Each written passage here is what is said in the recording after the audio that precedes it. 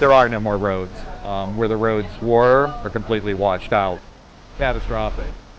We've seen houses just flow by, and it's just devastating to watch. The amount of destruction that I saw between here and there, I don't know if it's ever going to be normal. There is nothing left. This is going to be years.